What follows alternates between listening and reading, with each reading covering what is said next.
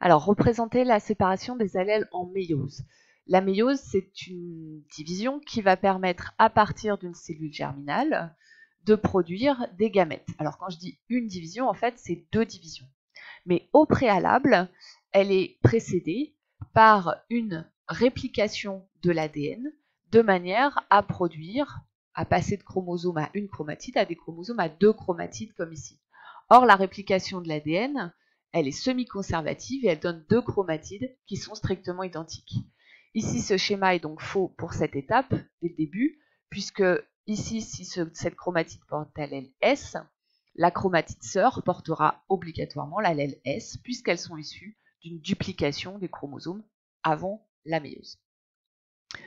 Ce schéma donc, présente une cellule germinale qui a bien des paires de chromosomes, et les chromosomes sont bien à deux chromatides sœurs, pas de problème. Effectivement, ça correspond à la méiose, puisque vous avez une première division ici qui va séparer les chromosomes homologues. Donc on a une prophase 1, métaphase 1, anaphase 1, télophase 1, qui vont aboutir à cette séparation des chromosomes homologues dans deux cellules filles. S'enchaîne ensuite une séparation des chromatides dans deux nouvelles cellules filles chacune, ce qui va produire 4 gamètes, 2 gamètes génétiquement identiques qui portent l'allèle S et 2 autres gamètes génétiquement identiques qui portent l'allèle A. Ce schéma était donc le bon. Ce dernier schéma est complètement faux, puisque déjà on a une cellule germinale qui n'a pas de paire de chromosomes, donc ça c'est pas possible, nos chromosomes sont par paire, et l'idée de la méiose c'est de faire passer de cellules qui ont des paires de chromosomes à des gamètes qui ne présentent plus qu'un seul représentant de chaque chromosome.